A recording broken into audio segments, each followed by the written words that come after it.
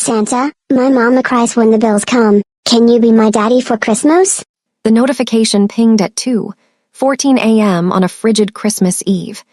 Baek Hyun-woo stood outside his idling black sedan, the cold night air biting at the fresh blood staining the tattoos on his knuckles.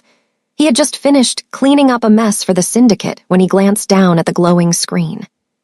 Instead of a coded order from the Kim clan, he found a grainy photo of a young girl with dark braids sitting on a bed of toys, her wide eyes full of a desperate, misplaced hope that a monster like him could never fulfill. Baek Hyun-woo didn't delete the message. In his world, a wrong number was usually a death sentence or a trap, yet he found himself tracing the signal before his brain could protest.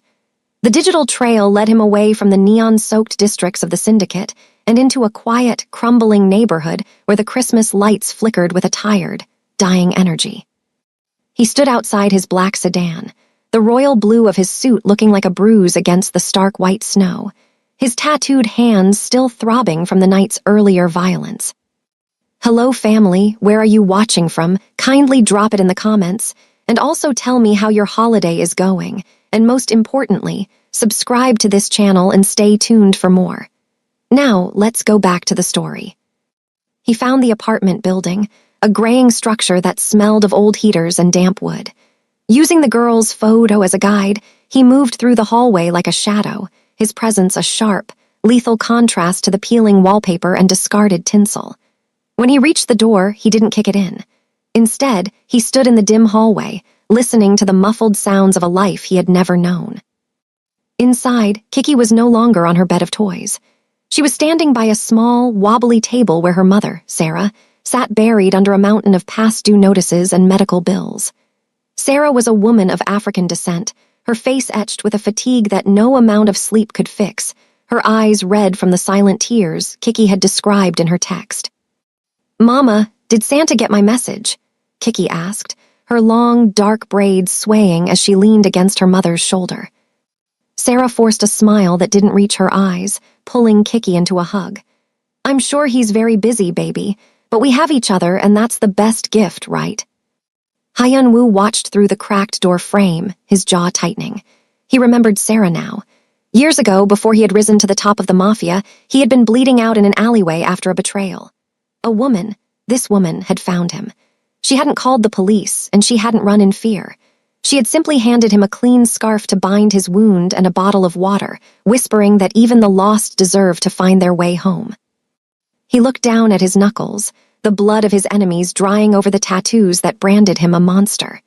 He was the most powerful man in the city's underworld, a man who dealt in fear and debt, yet he was standing in a hallway feeling small because of a child's hope and a mother's struggle.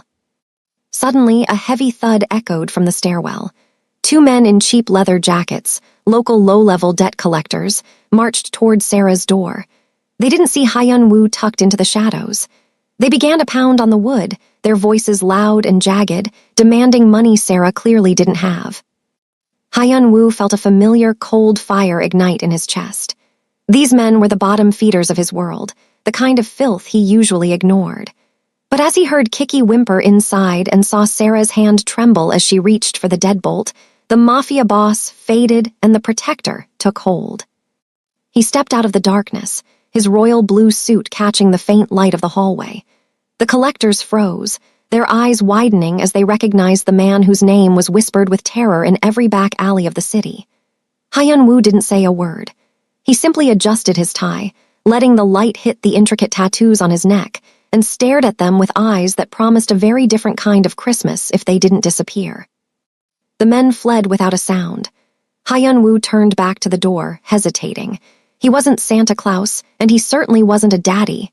He was a weapon. But as he looked at the phone in his hand, seeing Kiki's innocent request once more, he realized that for the first time in his life, he wanted to use that weapon to build something instead of tearing it down. The heavy footsteps of the debt collectors had barely faded before Hyun-woo was on his phone, his voice a low, dangerous rasp that tolerated no delay. By the time he reached his car, the predatory agency that had been hounding Sarah received a wire transfer that didn't just clear her ledger. It bought the entire debt portfolio of the building, ensuring no one would ever knock on that door with a threat again. It was a cold, efficient transaction, the kind of power play he made daily, yet it felt strangely heavy in his chest. The following night, the snow fell in thick, silent blankets, muffling the city's roar. Hyun-woo returned to the crumbling apartment, but this time his hands were full of more than just a phone. He carried a large, ribbon-wrapped box and a bag of groceries filled with things he had seen missing from their bare kitchen: fresh fruit, expensive meats, and a bottle of wine for a woman who looked like she hadn't smiled in years. He moved with a predator's grace, slipping past the broken front lock, his royal blue suit hidden beneath a long, dark overcoat. He reached the door and knelt, his tattooed fingers carefully placing the packages on the worn welcome mat. He moved to leave a small, handwritten note, unsigned, written in his precise, sharp script, when the soft click of a deadbolt echoed in the hallway. The door swung open just as he was rising to his full height. He didn't have time to vanish into the shadows. Standing there was Kiki, her long, dark braids messy from sleep, her festive red dress slightly wrinkled. She rubbed her eyes, looking up, until she met the stern, tattooed face of the most feared man in the Seoul underworld. Hyun-woo froze. He was a man who could stare down a loaded gun without blinking, but the wide-eyed gaze of a 5-year-old made his heart hammer against his ribs like a trapped bird. Kiki's eyes traveled from his polished shoes to the bright red ribbon on the box, and then to the intricate ink crawling up his neck. A slow, radiant smile spread across her face, one that seemed to chase the chill out of the dim hallway. "I knew it," she whispered, her voice bubbling with awe. "You're the one who got my message." Hyun-woo opened his mouth to deny it, to give a cold command for her to go back inside, but the words died in his throat. "Are you an elf?" she asked, stepping closer, her small hand reaching out toward the tattoos on his hand. "Is that why you have drawings on your skin, to show you're a special helper?" Hyun-woo looked down at his knuckles, the skin scarred from years of holding onto a life that was supposed to be empty of this kind of light. He slowly tucked his hand into his pocket, his voice coming out gruff and unfamiliar. "I'm just a delivery man, kid. Go back to bed." "No," Kiki said firmly, her eyes shining. "Santa doesn't use the mail. He sends the people who can protect us. You're his helper. You saved Mama from the mean men yesterday." Before he could respond, Sarah's voice called out from the kitchen, tired and curious. "Kiki, who are you talking to?" Hyun-woo's instincts screamed at him to run, to preserve the distance between his violent reality and their fragile peace. But as Kiki grabbed the sleeve of his coat, her small fingers tugging him toward the warmth of the apartment, he realized the silent guardian was no longer invisible. He had been caught, not by a rival or the law, but by a child who saw a savior where everyone else saw a monster. The door opened wider, and Sarah appeared, her expression shifting from cautious exhaustion to stunned disbelief as she saw the towering figure in the royal blue suit standing in her cramped hallway. She recognized the sharp, lethal elegance of the man, the same man who had once been a bleeding stranger in an alley and was now a legend in the city's dark corners. Kiki didn't give her mother time to process the danger. She simply tugged on Hyun-woo's sleeve, pulling the mafia boss across the threshold and into the small, warm kitchen that smelled of the groceries he had just delivered. Hyun-woo felt more out of place in this tiny apartment than he ever had in a boardroom or a back alley brawl. The space was filled with Kiki's toys and the soft glow of a modest Christmas tree, a stark contrast to the cold, sterile luxury of his own life.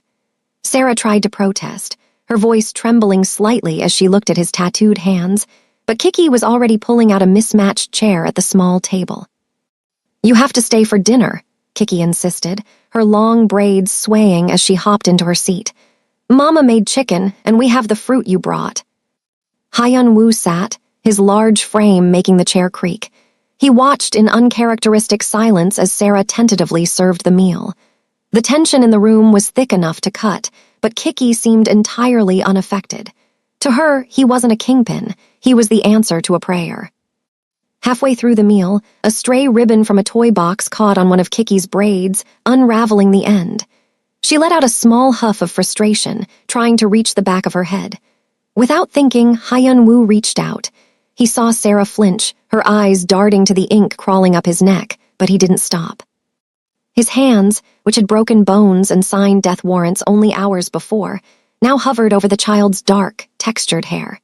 He moved with a surprising, practiced gentleness, his tattooed fingers weaving the strands back into place with the precision of a surgeon. He remembered the way his own mother used to braid hair in the small village before the hunger, and the violence had taken her, a memory he had buried under layers of steel and silk. Sarah watched them, her posture slowly softening. She saw the way his stern expression faltered, a flicker of something human passing through his cold, dark eyes as Kiki leaned her head back into his touch, completely trusting. "There," Hyunwoo muttered, his voice a low rumble as he tucked the end of the braid. He quickly withdrew his hands, hiding them beneath the table as if ashamed of the softness they had just shown. "Thank you, Santa's helper," Kiki chirped, reaching for a piece of fruit. For the first time in a decade, Hyunwoo didn't feel like a monster. He felt like a man sitting at a table with a family that didn't know his sins, and for a fleeting moment, he wished he could stay in this light forever. But as his phone vibrated in his pocket, a cold reminder of the Empire waiting outside, he knew the shadows were already searching for him. The warmth of the kitchen was a fragile illusion, shattered the moment Hyunwoo stepped back into the biting night air. The snow continued to fall, but the silent, peaceful blanket now felt like a shroud. As he walked toward his sedan, his eyes, sharpened by years of surviving in the predatory world of the Seoul underground, caught a flicker of movement 2 blocks down. It was the unmistakable glint of a high-powered lens reflecting a distant street lamp, and the low, rhythmic hum of a van that didn't belong in this neighborhood. His heart, which had just begun to thaw under Kiki's innocent gaze, turned to ice. He didn't need to check his phone to know that the Kim clan had found him. In his world, a kingpin didn't just disappear for 2 nights to play Santa without leaving a trail. His absence from the high-stakes meetings in the city had created a vacuum, and his rivals had filled it by tracking his movements. He leaned against the cold metal of his car, lighting a cigarette with trembling fingers, not from fear, but from a sudden, suffocating realization. By answering that text, by stepping through Sarah's door and letting Kiki touch the tattoos on his hands, he hadn't just saved them, he had marked them. To the men watching through that lens, Sarah and Kiki weren't a family in need of a miracle, they were leverage. They were a weakness to be exploited, a way to bring the legendary beak Hyunwoo to his knees. He looked up at the 3rd-story window where a single strand of colorful Christmas lights still twinkled. Inside, Kiki was likely tucking her teddy bear in for the night, her braids still neat from his touch. He thought of the blood on his knuckles from earlier that week and realized with a sickening jolt that if he stayed, that blood would eventually find its way onto their white, fluffy rug. A black SUV turned the corner, its headlights doused, creeping like a shark through the snowy street. Hyunwoo didn't reach for his gun, he simply watched it, his expression returning to the stone-cold mask of the mafia boss. He knew the rules of the game he played. The moment he showed he cared for something, that thing became a target. "You've made a mistake, Hyunwoo," he whispered to himself, the smoke from his cigarette curling into the freezing air. He realized he couldn't just pay off their debts and disappear. The Kim clan wouldn't stop until they had burned down everything he touched just to see him flinch. He had brought the war to a sanctuary, and now he was the only one who could end it. To protect the girl who thought he was a hero, he would have to become the monster the world expected him to be one last time. He would have to dismantle his rivals before they could strike, even if it meant tearing down the very empire he had spent his life building. As the SUV slowed to a crawl, Hyunwoo climbed into his car and gripped the steering wheel, his tattooed knuckles white. He looked at the apartment one last time. The hunt had begun, and the shadow in the snow was no longer just his past. It was a threat to the only light he had ever known. The tension of the street remained locked outside when Hyunwoo returned the next evening, though his eyes never stopped scanning the shadows of the hallway before he entered. Inside, the apartment was a small island of warmth against the encroaching storm. Kiki was sprawled on the rug, surrounded by a chaotic spread of colored markers and drawing paper, her brow furrowed in deep concentration. Sarah was in the kitchen, the clatter of pans providing a domestic soundtrack that felt increasingly like a luxury Hyunwoo didn't deserve. "You're back," Kiki scrambled to her feet, her braids bouncing. She didn't wait for him to take off his overcoat before she was at his side, her small hand reaching out to touch the dark ink on his wrist. "Does it hurt? The drawings on your skin." Hyun-woo looked down at his hand, where a black dragon coiled around his thumb, a mark of his rank, a record of a life defined by iron and blood. He felt a sharp pang of shame, wanting to pull his sleeve down and hide the evidence of his sins from her bright, searching eyes. "No," he said, his voice a low rumble. "It doesn't hurt anymore. They're just reminders of where I've been."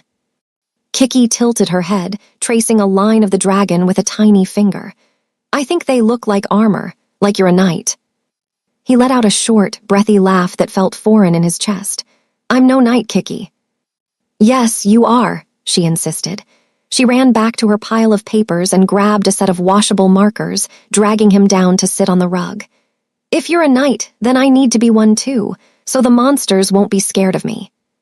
Hyun-woo watched, paralyzed by a strange, soaring emotion as Kiki began to draw on her own forearm. She didn't draw flowers or dolls. She mimicked the sharp, geometric lines of his own tattoos. She used a purple marker to create a jagged swirl around her wrist, her tongue poking out in focus. "Look," she whispered, holding her arm up next to his.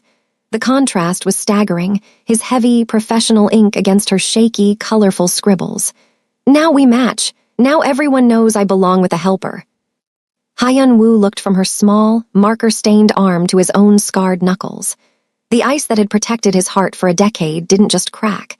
It began to melt, a terrifying and beautiful warmth spreading through him. He realized that while he was trying to protect her from the world outside, she was inadvertently saving him from the world within. She wasn't scared of the monster because she chose to see the man underneath the ink. "It looks good, Kiki," he murmured, his voice thick.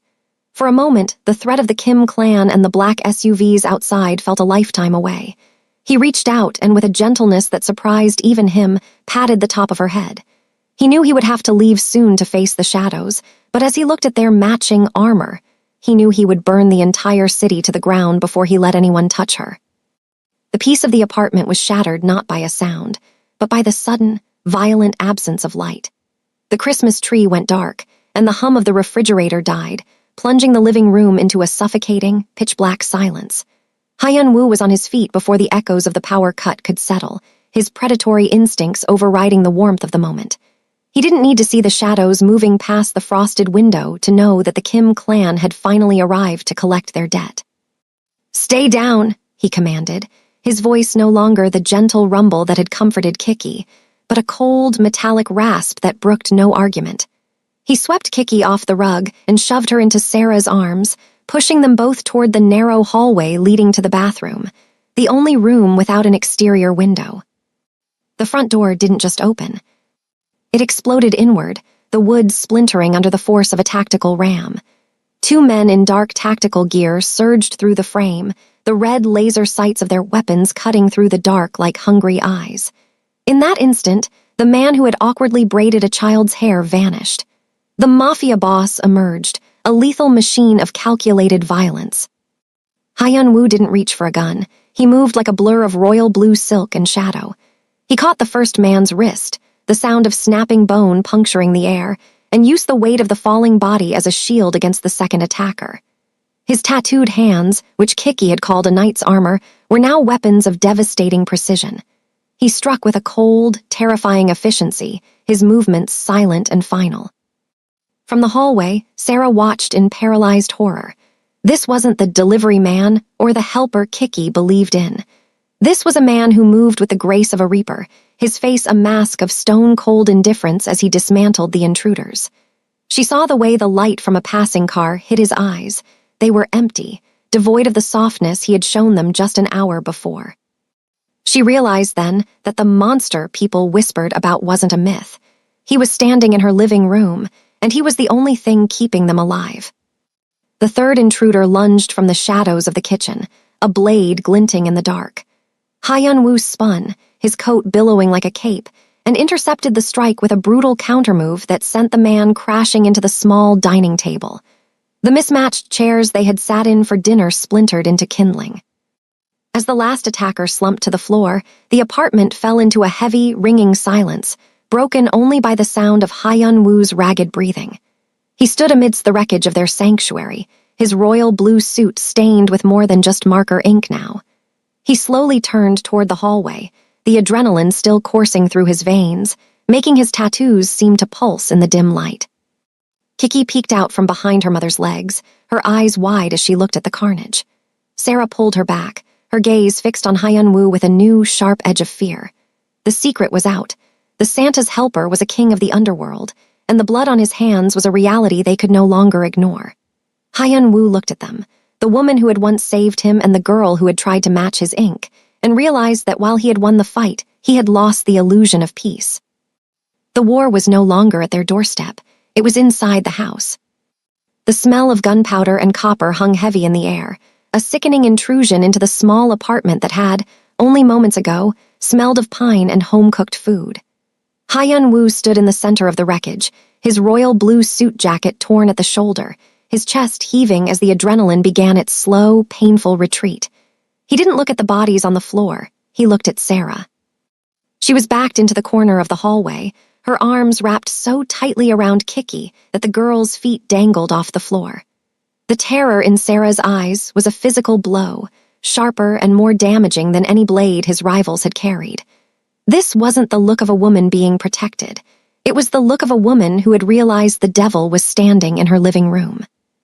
"Get out," Sarah whispered. Her voice was thin, brittle as ice, but it carried a finality that stopped Hyun-woo's heart. "Sarah, He took a half step forward, his hand instinctively reaching out. "Don't," she shrieked, pulling Kiki further away. "Look at what you brought here. Look at my home." She gestured wildly at the shattered table and the blood staining the white rug where Kiki had just been drawing her markers. "Kiki thinks you're a hero. She thinks you're a helper, but you're a monster, Hyun-woo. You're the reason they came." Kiki began to sob, the sound muffled against her mother's chest. She didn't look up to see the knight she had admired. She was just a 5-year-old girl terrified by the dark and the noise and the man who moved too fast. Hyun-woo looked down at his tattooed hands. In the dim light, the purple marker scribbles Kiki had drawn on her own arm flashed in his mind. He had thought he could bridge the gap between his world and theirs. He had thought he could be the king of the underworld and a daddy for Christmas. He was wrong. The two worlds couldn't coexist. One would always consume the other. Outside, the low rumble of more engines signaled that the Kim clan wasn't finished, and the police wouldn't be far behind. He had minutes to make a choice that would define the rest of his life.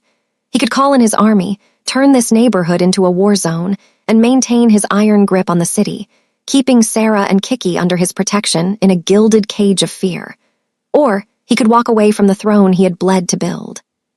"They won't stop coming as long as I am who I am," Hyun-woo said, his voice dropping to a low, hollow tone. He looked at Sarah, seeing the woman who had once shown a dying stranger mercy. "If I stay the king, I kill you both eventually. If I leave, I lose everything." "You already lost it the moment you stepped inside," Sarah replied, her tears finally falling. "Please, if you ever cared about that act of kindness I showed you, leave us. Give her back her safety." Hyun-woo closed his eyes. He saw his empire, the luxury cars, the royal blue suits, the power that made men tremble. Then he saw Kiki's drawing of a knight. He reached into his pocket and pulled out his encrypted phone, the tether to his criminal legacy.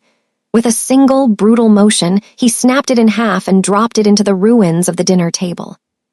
"I'm not going back," he murmured, more to himself than to her. He turned toward the shattered door, his silhouette tall and solitary against the flickering hallway lights. He didn't look back to say goodbye. He knew that to save them, he had to become nobody. He had to dismantle the beak Hyun-woo the world feared, so that the man Kiki believed in could have a chance to exist, even if it was from a distance. He stepped out into the snow, leaving the king behind and walking into the cold as a man with nothing but a debt of blood to settle. Hyun-woo walked through the biting wind, his royal blue suit a stark, freezing contrast to the white death falling from the sky. He didn't go to his penthouse or his fortified club. Instead, he descended into a flickering basement beneath a disused warehouse, where a single, untraceable terminal awaited. The choice he had made in Sarah's apartment had solidified into a cold, diamond-hard resolve. To be a common man for them, he had to ensure there was no underworld left for him to rule, and no rivals left to hunt them. With steady, tattooed fingers, he began the nuclear option. He opened the encrypted ledgers he had spent years compiling, the secret lifeblood of the Kim clan and his own syndicate. He didn't just leak bank accounts. He exposed the rot at the core of the city, from the bribed officials to the shipping manifests of every illegal shipment scheduled for the next 6 months. He was burning his own throne, and he was doing it with the clinical precision of a man who had nothing left to lose. As the data surged through the dark web toward the international authorities, Hyun-woo made his final moves on the street. He used his remaining influence to leak the location of an emergency summit to the Kim clan, leading them to believe he was cornered and ready to surrender. He sat alone in the center of a darkened shipping yard, the snow piling up on the hood of his black sedan. He wasn't waiting for a parley. He was waiting for the trap to spring. When the Kim clan's vehicles arrived, dousing their lights like predators in the night, they didn't find a broken man. They found a ghost. Just as the rival boss stepped out, his face twisted in a triumphant sneer, the perimeter erupted in a blinding flash of blue and red. Hyun-woo had timed the data leak to coincide with the arrival of the elite task force he had tipped off. He sat motionless in his car as the world outside descended into a chaotic symphony of sirens, shouted commands, and the clattering of handcuffs. He watched through the windshield as the empire he had built and the enemies he had feared were swept away in a single, massive tide of justice. He saw the Kim family patriarch pressed against a cold brick wall, the man's power evaporating in the winter air. Hyun-woo knew his own turn was next. By handing over the keys to the kingdom, he had signed his own arrest warrant. He had sacrificed his wealth, his status, and his freedom, but as he reached into his pocket and felt the small, crumpled drawing kit he had made of a knight, he felt a strange, terrifying lightness. The blue suit he wore was no longer a symbol of his rank. It was a uniform for his surrender. He stepped out of the car, his hands raised, the ink on his skin visible even in the flickering police lights. He wasn't the king of the underworld anymore. He was a man paying a debt, clearing the path so that a little girl could sleep without monsters under her bed. The Christmas takedown was complete, and for the first time in his life, Baek Hyun-woo was on the right side of the law, even if it meant the law was taking him away. The sirens had faded into a low, rhythmic pulse against the falling snow, and the heavy iron of handcuffs now bit into the tattooed wrists that had once held the city's fate. Before the transport van moved, Hyun-woo secured one final moment under the watchful eyes of the authorities. He stood on the sidewalk of the street he had cleared of shadows, his royal blue suit dusted with white, looking more like a man than a myth for the first time in his life. Sarah stood at the entrance of the apartment building, her coat pulled tight, her expression a complex tapestry of relief, sorrow, and a budding, cautious respect. Beside her, Kiki looked up, her long dark braids messy from the night's chaos, her eyes searching the face of the man she still believed was a hero. Hyun-woo knelt, the movement slow and heavy with the weight of the years he was about to give up. He couldn't reach out to touch her. The chains between his hands prevented that, but he looked at her with a clarity that surpassed any ink on his skin. "I have to go to a timeout, Kiki," he said, his voice a low, steady rumble that didn't waver. "A long one, for the things I did before I met you." Kiki's lip trembled, but she didn't cry. She looked at his bound hands and then back to his eyes. "Because you're a knight, and knights have to follow the rules." "Something like that," he murmured. He nodded toward a small, final package he had left with Sarah, not a box of jewels or a stack of cash, but a simple, hand-carved wooden horse, the kind of toy that lasted a lifetime. It was a symbol of a man who had traded his empire for a soul. He looked at Sarah, a silent plea for forgiveness passing between them. She didn't say it, but she didn't turn away. She gave him a single, slow nod, a promise that Kiki would remember the helper and not the monster. As the officers began to lead him toward the van, Hyun-woo looked back at the little girl who had accidentally texted a ghost and brought him back to life. The snow was falling harder now, coating the world in a pristine, temporary peace. "Kiki," he called out, stopping one last time. "Wait for the next snow, not this winter and maybe not the next. But when the big snow comes and the world is white and quiet again, I'll be home." "I'll wait," Kiki shouted, her